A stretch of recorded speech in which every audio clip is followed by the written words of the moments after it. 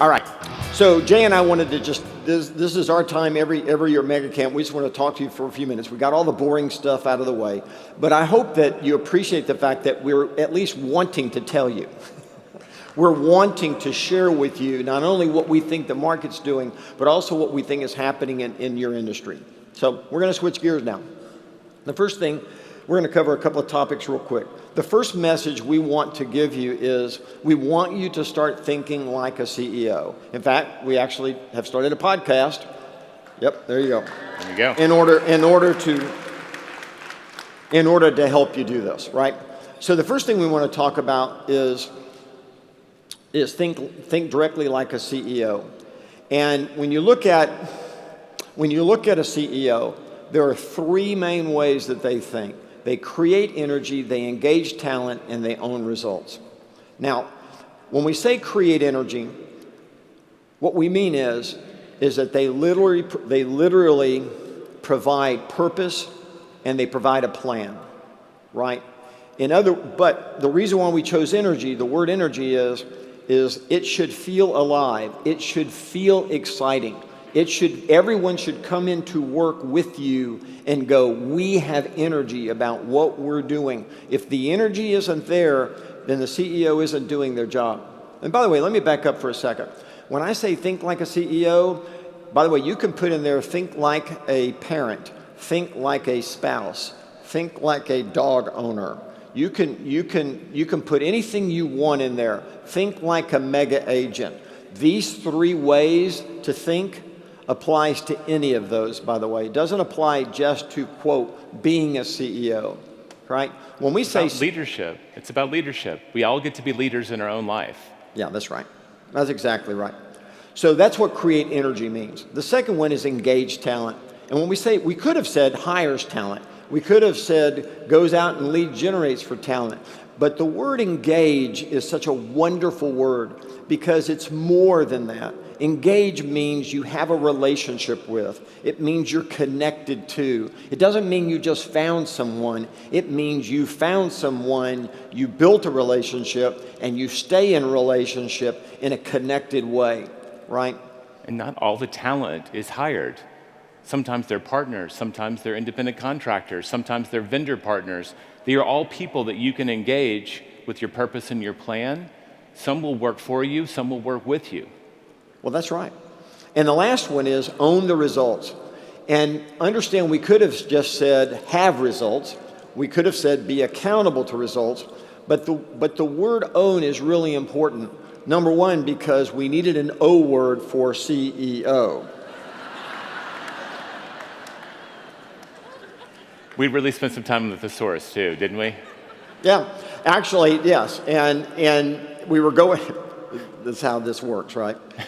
And all of a sudden, and it wasn't me, in the room, it was said, what about the word own? And we went, oh my gosh, that's absolutely correct. You own the outcome. And when you own the outcome, it doesn't mean that you're just accountable for results. It means you understand your pro forma. It means you understand the market. You understand your money. You understand the flow of expenses and income. And it means you understand how you got to that result. You own everything about the result. You got me? And one of the biggest challenges I think that real estate agents have is they don't create energy in their business. They don't engage with the people around them in a connected way in order to support their business going to the next level. And they don't really understand all the ins and outs of what causes the business to come in and how the income flows out through expenses. And as a result, they can't own it because they don't really understand it. Now, just for the fun of it, you could say, create energy in my marriage, engage my spouse, and own the results of our relationship. Do you see that? Yep. You could say, create energy around parenting and with my children. Engage my child and all the people around my child so that we're all connected as a tribe to help our child have the best life possible. And we own the life of our child and how they're doing. Does that make sense? There you go. This simple formula transcends just being a CEO. And they are a little bit like dominoes, right? When you create the energy, it becomes easier to engage the talent. When you have the energy and you're surrounded by talent, the results come by easier, and we all own it together. They're all very connected. Yeah, and I'm so grateful you said that, because if you don't create that energy, you don't get the talent. No. And that's a big issue. They're not just joining you for a paycheck. They're joining you for the purpose and the plan. They want to know where you're going, the vision and the mission. Yeah. And that actually attracts a lot more people to you than a paycheck. Well, no one succeeds alone, no one fails alone. And if you don't create energy, you haven't set the table up to attract the best people in your life. And we understand that. All right? We already covered all that. Well, yeah, what do we mean by, we spend a lot of time coming up with the P's, right? Because that last one, you nailed it with charity to philanthropy, by the way, right? Purpose, plan, people, profit, philanthropy. I just want to point out one more thing. Your purpose and now connects to the end again. At the end of the day, you own the results of fulfilling the purpose of the organization. Yeah. I remember Mo once told me, I was probably in the company for 6 months. I said, Mo, I just heard you pray for profit. Tell me about that. And she said, the purpose of a business is profit, but its mission can be something else. And if you don't fulfill your purpose, right, you never get to do the mission. And so they're very connected. Yep. By the way, all these slides are available to everybody. Yep, they're all going to be available to download on KW Connect, and you can all get it all there so you can share it with your team at home. Yep. All right. So the last comment that we want to make is that you think quantitatively and qualitatively, and they're not the same thing. So when we think about quantitative is measurable in numbers, right? Did I hit my numbers? Do I have the right number of people? Do I have the right number of leads? Am I spending the right amount of money? Blah, blah, blah. That's the quantitative side of your business. The qualitative side of your business says, are we having fun? Are we having fun? Are we fulfilling our higher calling in life through the work that I do professionally, right? It's a whole other level. Are my people having the lives they want to lead in business with me? So the two go hand in hand, and a lot of people simply spend the overwhelming majority of their time just looking at the quantitative side of life instead of the qualitative side. When you only look at the quantitative, you get things like the Wells Fargo fiasco, where you have all of their people inventing bank accounts. You have Enron. You have people that are so focused on the numbers, they miss the bigger picture of why they're in business. Yeah. So you've got to have the two together. Yeah, the numbers matter. Don't think for a second that we don't believe that numbers matter. They matter. But you can't forget the qualitative side in the pursuit of the number. You can just never do that. Right. Life's too short. All right. So the next topic we want to cover with you simply is first how to think, right? And we want you to think like a CEO. We want you to think like a leader and bring leadership into your life. The second thing we want to talk about is the journey of value. And this is an important conversation. In our minds, the journey of value is you promote your value, you provide value, and then you prove it on the backside. So when we talk about promoting your value, we're talking about owning a position of value and then marketing and presenting it to your customers. You've said it a million times. Find a place where you can be number one. Figure it out. I'm number one on this block, in this cul-de-sac, in this neighborhood. However small you have to go, find your value proposition where you can be number one, and that's what you promote. Yes. The second one is what we call the 6 pillars of value, which is information, education, advice, service, connection to other service providers, and then affinity, meaning that they feel a part of your community of customers in a special way. A membership or a tribe. Yeah, that's right. Right. So with information, there are levels of facts and data.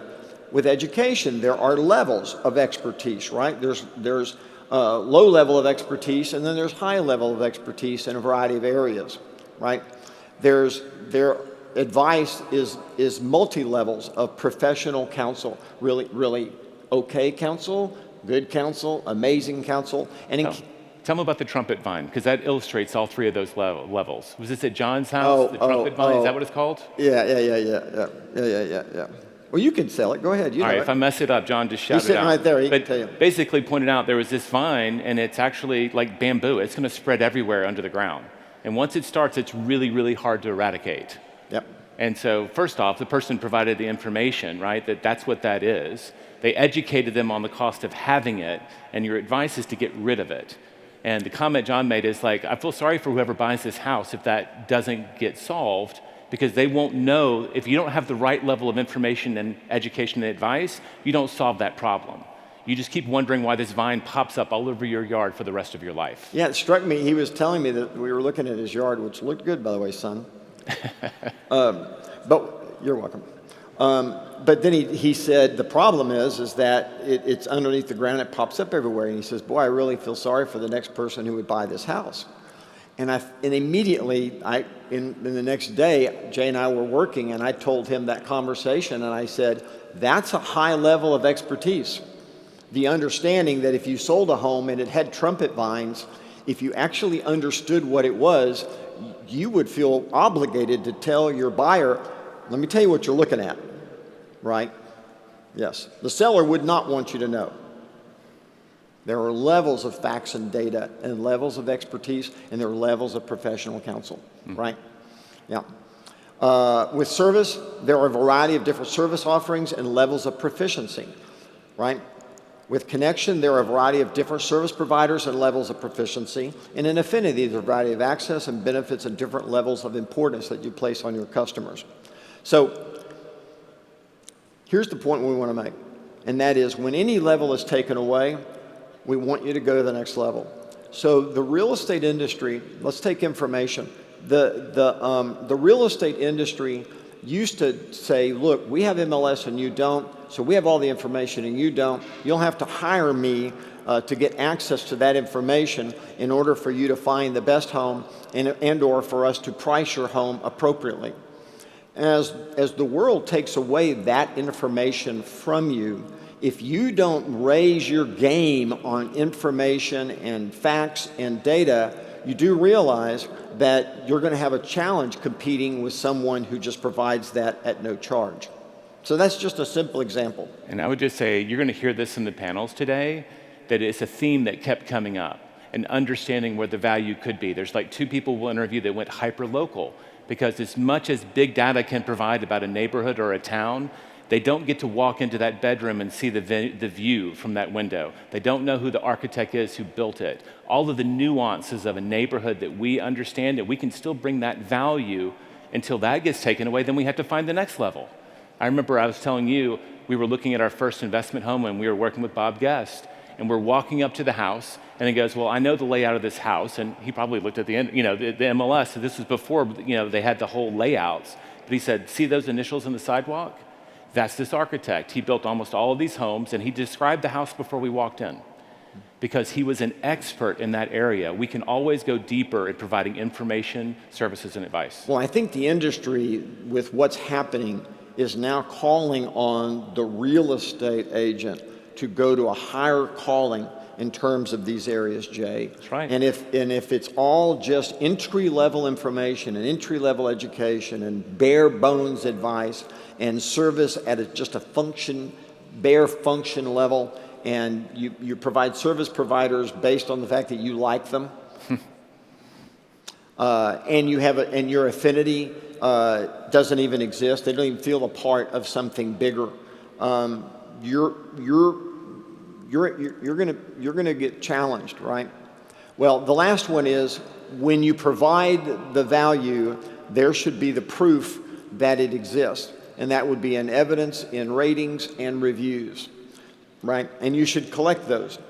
Can I just say there's 2 layers? Oh, go ahead, you finish and I'll go back. I was going to say, you could also say this is for us servicing our customers. It's also the value we bring to the people who are in business with us. Oh, yeah. When I was looking at this last night, I kept thinking, this is also a roadmap for how we stay in business with the talent who joins our team. Yes. At the end of the day, you would want to be able to show testimonials and reviews that people's careers grew by being with you versus not. Yeah. You could take the same list. It would apply, wouldn't it? Yeah. Yeah, sure would.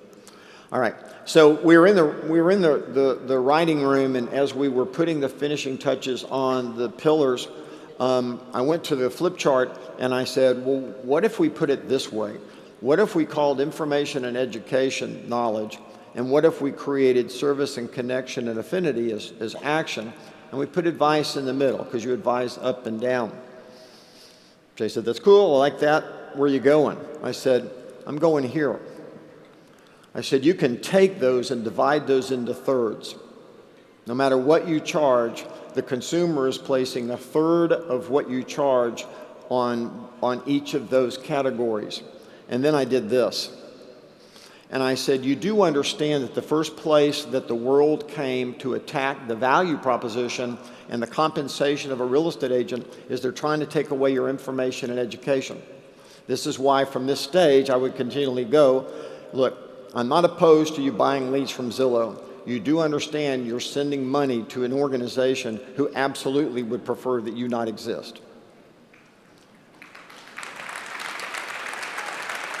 Whatever. And that's not a statement of a pro or con on Zillow themselves, right? You did notice they didn't buy a booth this year, though. Yeah. Well, they came out and they got, with the iBuyers, they got pretty honest about what their business they're in now. Well, I think what happened is that their former CEO lost his job because he actually thought that they were just information and education. And then they fired him so they could tell the truth. Yep. They're all in. They're all in. Yep. So that's the first place that they're coming. By the way, now they're coming for that. And this is exactly why you saw Zillow buy a mortgage company. This is why you hear Redfin saying that we're putting a lot of emphasis on our ancillary services. Listen, pay attention. What they're telling you is they're going to go find consumer value propositions that will exceed what you offer. Started with Amazon. We have the largest supply of books, the endless bookshelf, right? And then they start recommending books to you. And now they have Amazon Prime, right, that drives all of our credit card bills up. But they start looking at it, and now they're offering us all kinds of services, right? They make more money selling electronics than they did books, and they'll keep adding to that. That is the game plan for owning the consumer. Sure, and when all of those organizations, from Open House to Zillow to any of those, and you can read them, right, Redfin, any of them, they all, and I'm not picking on them at all. I think I'm just repeating exactly what you've been reading as well. And that is when they make the statements, no, we think the real estate agent's going to be in business. We think everyone's going to still want a real estate agent. What they don't talk about is what they think the agent will be paid. And if you understand that their goal is to take away bare minimum of knowledge and take away the bare minimum of actions, you can take whatever you charge right now and drop it by 2/3, and that's their intent. Now, that's a sobering thought, isn't it? So let's just go back. Let's go back to this. Those pillars of value, we're not kidding you. If you're at the base level of information and facts and data to your customers, you're going to get paid less. If you're at the bare level of expertise around that information, and your advice is at a bare minimum. In other words, you're reading the information at the same time your customer is, and it's the first time for both of you. You, as an individual, are in trouble. Well, your advice will be limited by your information and education. Mm-hmm. They are tied together. Yeah, exactly. The same with service, right? If your job is to open a door and let someone just pick a house, they're going to pay you $25 a door to unlock that door, okay? So if that's what you think you are, and by the way, you owe however you behave today largely due to the people that came before you because they had a lock on information. And because they had a lock on information, 2, 3, 4, 5, and 6, they controlled. And they didn't have to be that awesome and amazing. They just had to be as good as or better than the person next to them. Mm-hmm. And as long as you were as good or better than the person next to you, then you could get all the business that you could handle. And nobody was innovatively trying to provide the consumer a higher experience. And what's happening today is they are. They absolutely are. Now, let's go back. So information. When artificial intelligence, one of the reasons why, and you're not going to like this, you're not, but at some point we're going to require, within 48 hours of a contract being written, we're going to require that you put the bare minimum data into sales pipeline. We're going to require it. Hang on. Why? Why? Because later, and we can already read real estate contracts in 3 states, and by next summer we'll be able to read them in all states and Canada. Now understand that what that means is when a contract would come in, just like in a PDF, it can read it, and then it could come back. And what we want AI to do is tell us what are the odds of that deal being signed. So what if you got a contract and it said you have an 82% chance of this one being accepted? And here would be the 3 things we would recommend you change to increase the odds. And by the way, that's new information, isn't it? Say yes. Yes, it is. It is. And is that a different level of advice? Say yes. There you go. So the whole reason why, I can go back to the slides on the platform if we need to talk about it again, but the whole thing that we've been fighting for you is to get to a day where your level of information and your education and your advice exceeds that of your competitors and anyone else literally who's trying to provide information to your consumers. Does that make sense? You're already seeing it, Gary. It's not even have to wait for the AI. One of the reasons we designed the consumer experience around neighborhoods is nobody else was. Now we have that data, so it's not. I remember the first time I looked at homes and I was looking at MLS zones. It wasn't even by zip code. And it made total sense to the realtor. It made no sense to me. But what the consumer understands is the neighborhoods. Yes. And so we're now providing a different level of information to educate them on than anybody else is providing. Okay. You're going to see a theme here throughout everything that we're building with tech. Okay, so now you understand the partnership. So what you realize is that because of the need for a platform to provide that level of information for you, that you have to partner with somebody around your data in order for your data then to be used to provide a higher level of information and education that your competitor can't provide them. Does that now make sense to you? Mm-hmm. Yes or no?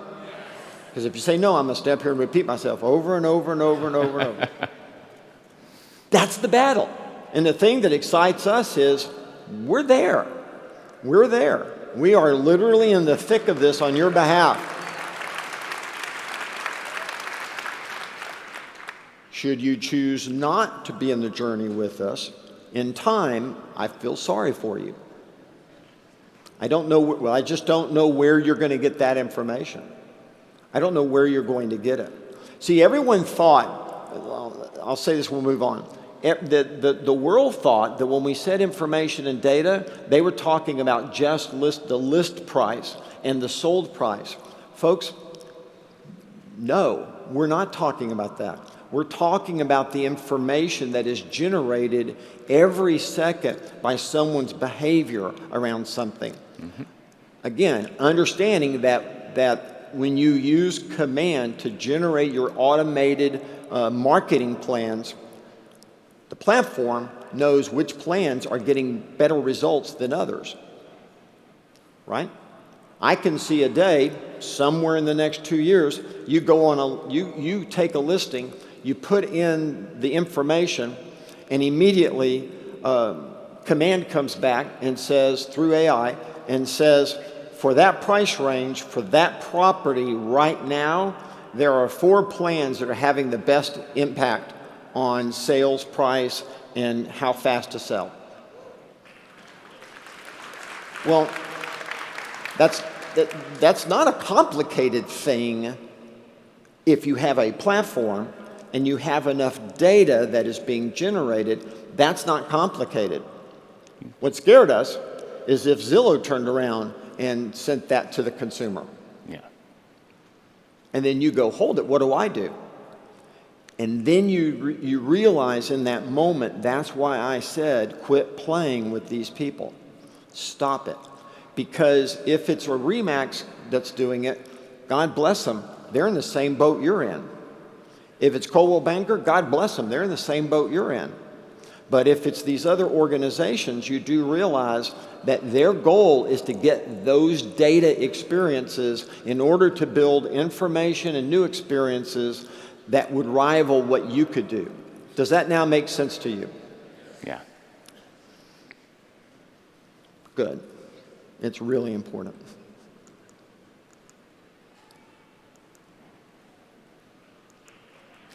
So here's the thing. At the end of the day, do we believe that those X's are going to happen? Well, they're trying to, but we believe actually that our battle is to make those X's go away.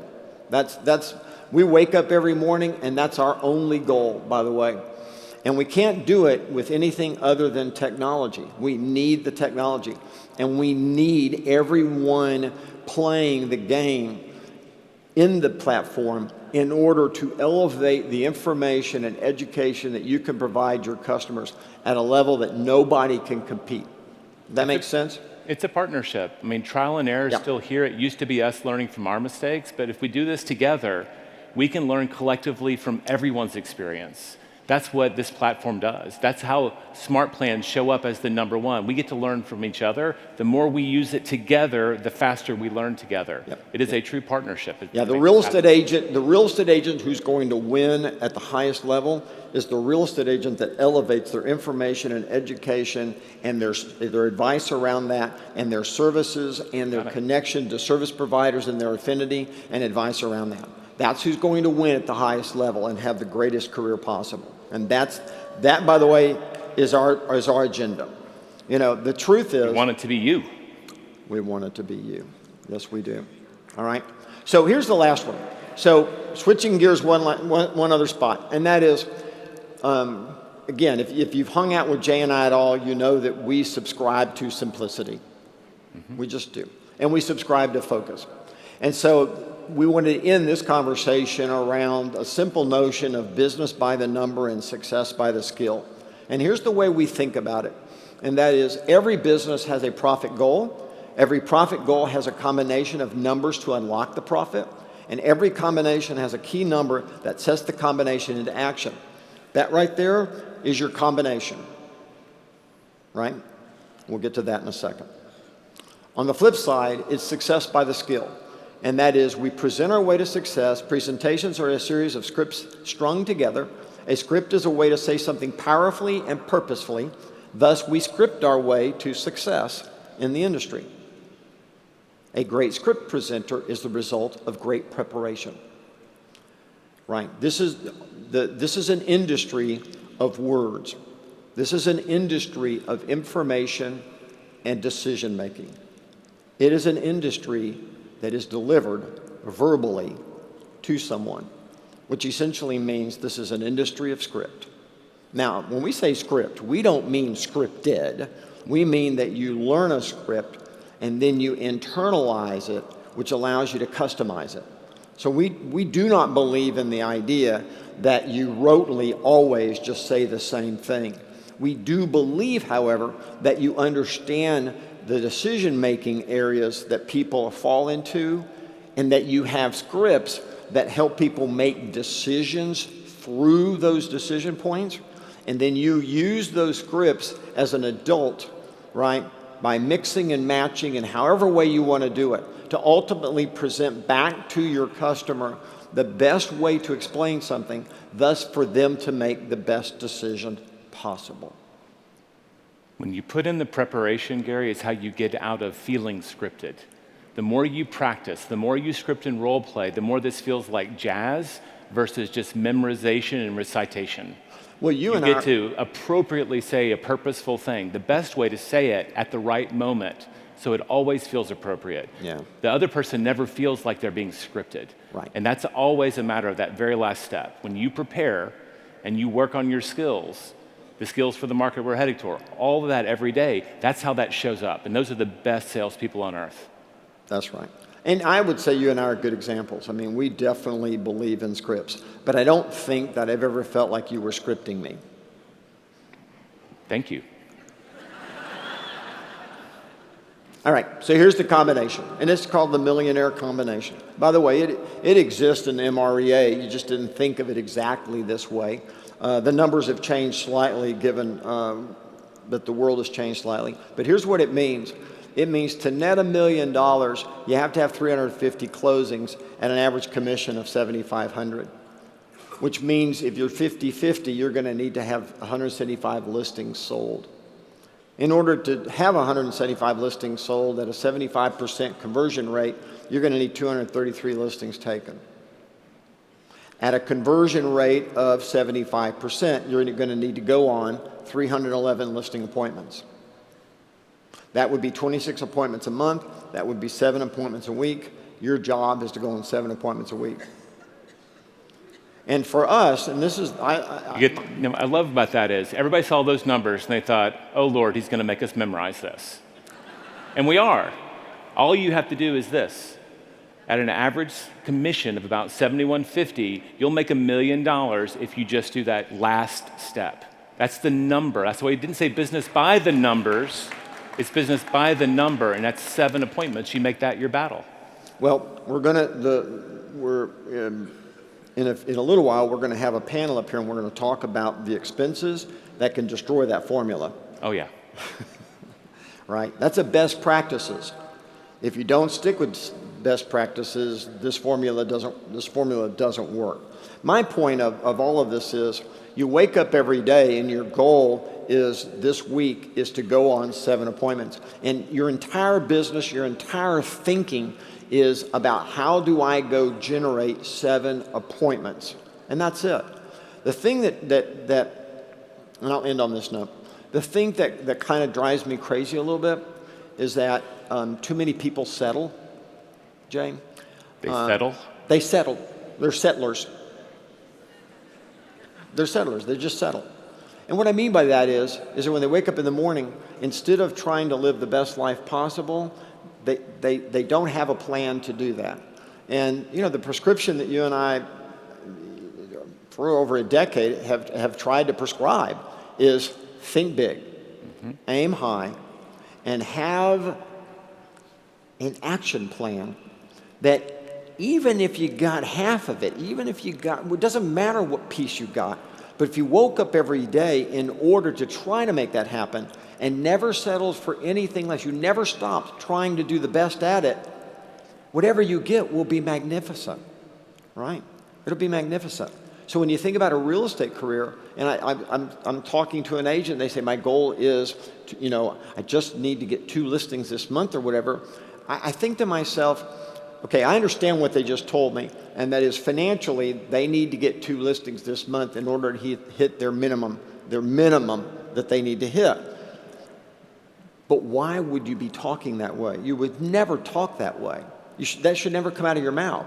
What should come out of your mouth is, I need 7 appointments this week, and I need to behave in a manner in order to get 7 appointments this week, right? I see a lot of people shuffling the chairs around on the deck and having the same experience over and over and thinking that they're doing something that will alter it, and it won't. I'll tell you what will alter it is write the word 7 up there on the wall, and every day ask yourself, is today going to generate an appointment for me? And if it's not, then you should ask the question, well, what do I need to do in order to do that? And then whatever the answer to that is, that becomes your priority for the day. If you do that as a professional, you will have the biggest life possible. The biggest life possible. If you don't do that, that means you've settled. And when we were doing the one thing, I jokingly, said, yeah, well, this is like, turning to someone and saying, I love you, let's get married, but I need to tell you that I'm an average person, I have average goals, I have average aspirations, so we're going to have an average life, right? We're going to have average kids, we're going to eat average food, we're going to drive an average car, live in an average house, we're going to take average walks, we'll have average vacations, we'll wear average clothes, we'll drink average beverages. We're going to have an average life, and it's going to be awesome. Will you marry me?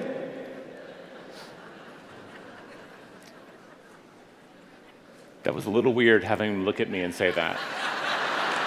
I'm glad you didn't get down like this. It's good. It's good. But it's true. I was internally. Yeah, that's it. That's it. And I get,